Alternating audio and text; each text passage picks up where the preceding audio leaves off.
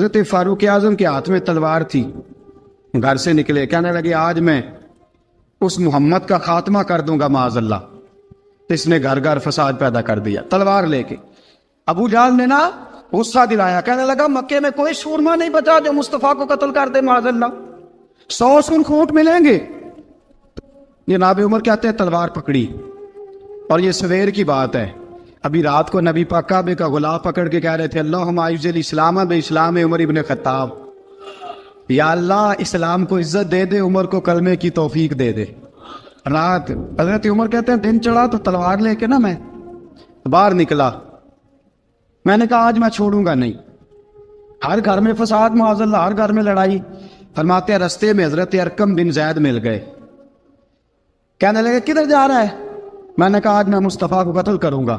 کہنے لگے جا پہلے اپنے گھر کی خبر لے، تو جدھر جا رہا ہے نا ادھر بعد میں جانا، پہلے اپنے گھر کی پہلے خبر لے۔ کہنے لگا میرے گھر کو کیا ہوا؟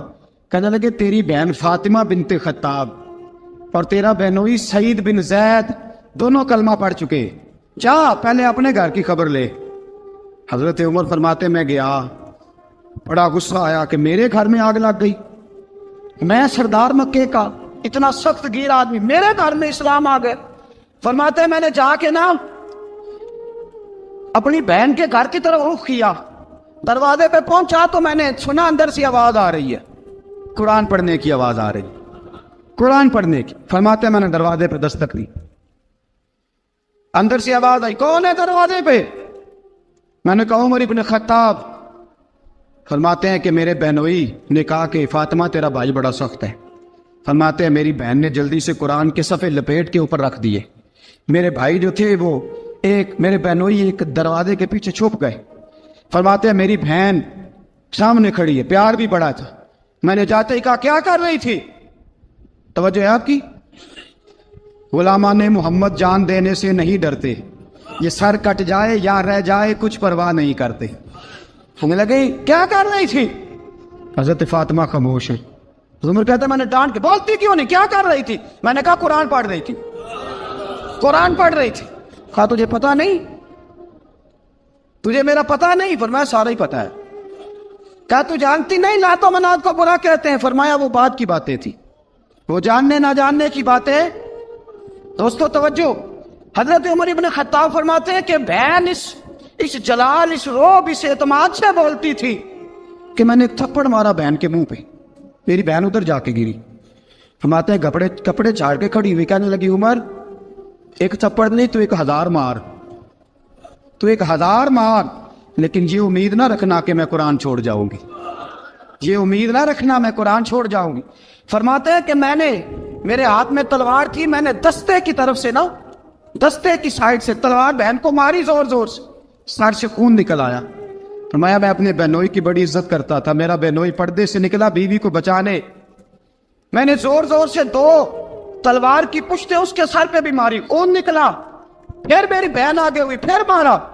ماتے جب خون نکلا نا بہن کا، تو میری بہن نے اپنا خون اپنے ہاتھ پہ لگا کے کہا عمر جس ماں باپ کا خون تیری رگوں میں ہے اس کا میری رگوں میں بھی ہے، اسی کا خون میری رگوں میں بھی ہے۔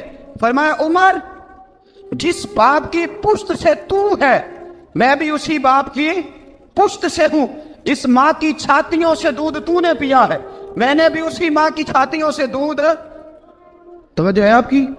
میری بات سمجھ میں آ رہی ہے؟ سنیں بات، رسول اکرم صلی اللہ تعالی علیہ وسلم نے فرمایا، حضرت عمر رضی اللہ تعالیٰ عنہ فرماتے ہیں نبی پاک پہ نازل قرآن سنا تو جب میری بہن نے اس جلال کے ساتھ بات کی نا کہ عمر میں بھی اسی باپ کی بیٹی ہوں، میں بھی اسی باپ کی بیٹی ہوں، میں بھی اسی قبیلے کی ہوں، خبردار تو ترشرو ہو کے گالی 1000 دے، یہ وہ نشہ نہیں جسے ترشی اتار دے۔ فرمایا تو چارہ کر، تیل لگا، لیکن تو مجھے اسلام سے ہٹا سکتا؟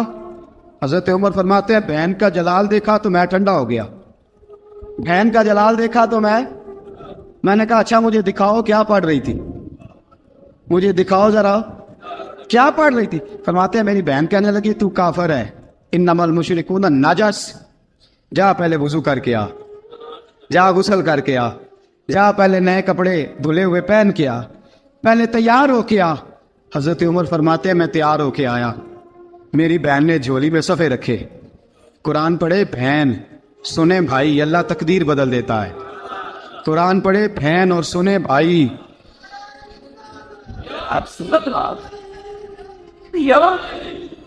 قرآن پڑھے بھائی اور سنے بہن، اللہ تقدیر۔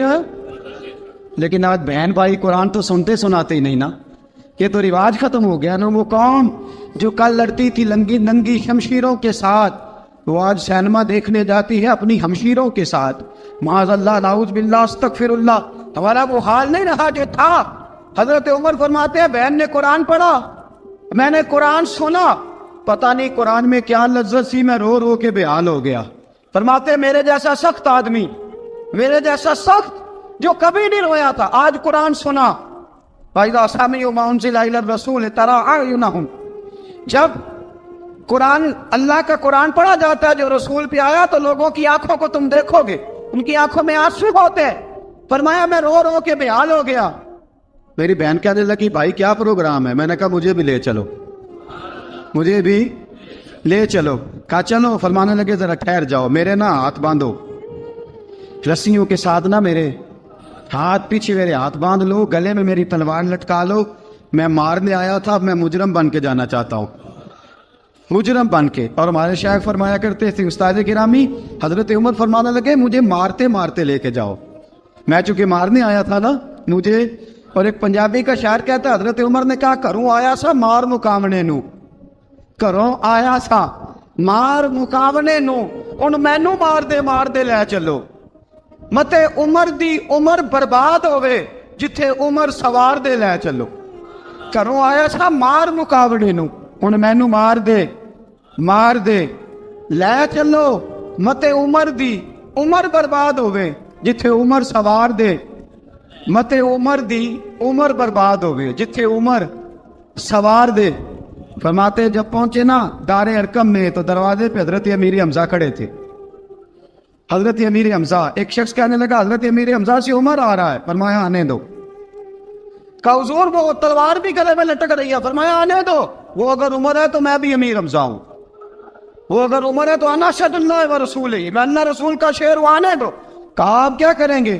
کہا ادب ملحوظ رکھے گا تو خاطر سے بٹھائیں گے، نمونہ اس کو ہم خلق محمد کا دکھائیں گے، اگر نیت نہیں اچھی تو میں اس کو قتل کر دوں گا، اسی کی تیغ سے سر کاٹ کے چھاتی پہ دھر دوں گا، میں آنے تو دو، آنے دو عمر کو۔